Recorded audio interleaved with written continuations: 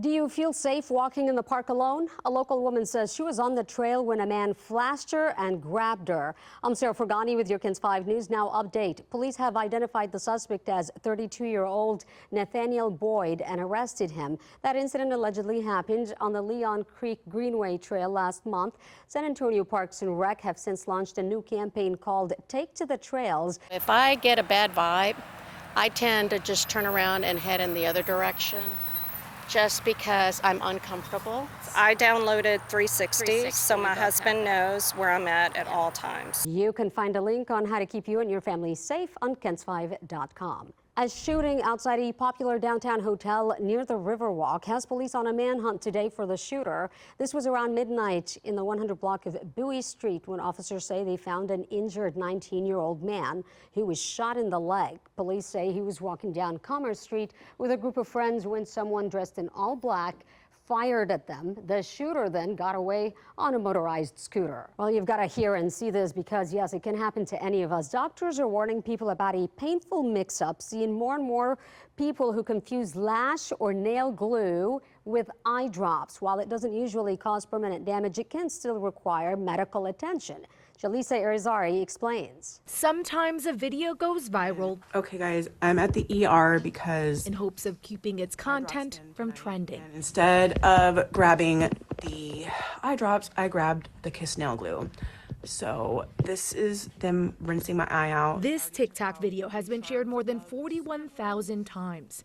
A cautionary tale. This glue dries in a matter of seconds. Dr. Richard Davidson with UC Health has seen a time or two. Yeah, it's actually relatively common, and it does seem to come in waves at times. It's amazing how many products look similar, and we can end up with putting them in the eye by accident. They are the exact same size. They both have the rough edges. The similar looks are a big reason why Dr. Davidson says when someone is distracted or can't see well, they may confuse eye drops with things like eyelash glue, nail glue, even ear drops. UC Health says they have seen an increase in these kinds of cases. We really encourage you, if you can, get to a sink, try and wash it out and try and loosen the lashes. There are times when we have to cut the lashes if they're glued together.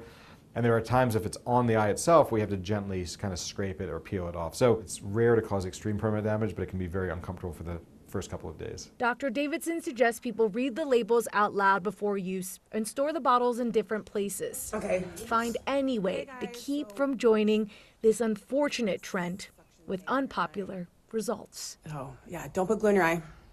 A Texas middle school turned into a horrific crime scene when a junior high student stabbed another student to death. Authorities are now saying the two 14-year-old students were fighting just before the stabbing. All this happening at Royce Smith Middle in Killeen ISD. The student was rushed to the hospital where they later died, and the school was immediately placed on lockdown. Police arrested the other student. President Trump announcing additional tariffs on Canada, even as the stock market continues to slide over fears of economic uncertainty and his administration's trade policy. Here's Natalie Brand with more.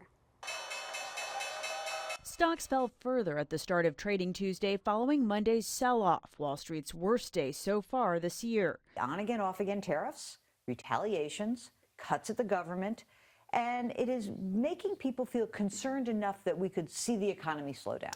As the White House downplays concerns over the market, President Trump raised the stakes Tuesday. He announced on social media he's doubling the tariff set to take effect tomorrow on Canadian steel and aluminum coming into the U.S. It will now be 50%.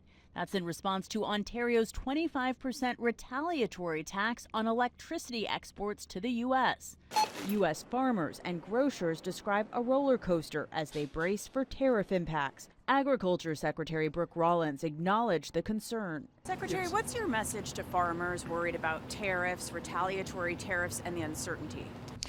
The uncertainty is real, and the farmers and our ranchers are concerned. It's going to be a little bit bumpy for, maybe a few weeks or a few months, but at the end, his vision, and again, what we're effectuating is that our American farmers and ranchers, but truly all Americans, will be moving into an era of greater prosperity. On Capitol Hill, lawmakers are trying to head off a partial government shutdown at the end of the week. Vice President J.D. Vance headed there this morning ahead of a critical House vote on a stopgap budget measure. This clean CR contains no poison pill riders, no policy riders there at all, no cuts to Medicare, Medicaid, or Social Security, zero. But with one GOP hardliner, Kentucky's Thomas Massie, already saying he's a no, the White House confirmed President Trump is making phone calls to potential holdouts. And ladies, listen up. Are you thinking about going into the construction business? You're not alone. There's a shift happening. The industry is now welcoming more women into key roles in what's historically known as a male-dominated area. Haley Hoffman, for example, says she joined the Dallas division of a home building company about 3 years ago without any experience, and now she's the land project manager and says opportunities for women in this field are growing like never before. I do think it is a little surprising when people see a female in the construction field, for sure. I had no idea that this was an option or an opportunity, and now that I'm in it, I love it, and I would vouch for it for anyone and everyone. Get more of the ladies out here. According to the Bureau of Labor Statistics, women represent only about 10% of the construction industry now. Hoffman hopes to be on the front lines of paving the path for the next generation of women in construction. Good luck to her and all of you thinking about going into it. And that is the wrap of your KENS 5 News Now update on this Tuesday. I'm Sarah Forgany. I'll see you tomorrow. Stream news anytime. Download the KENS 5 Plus app today.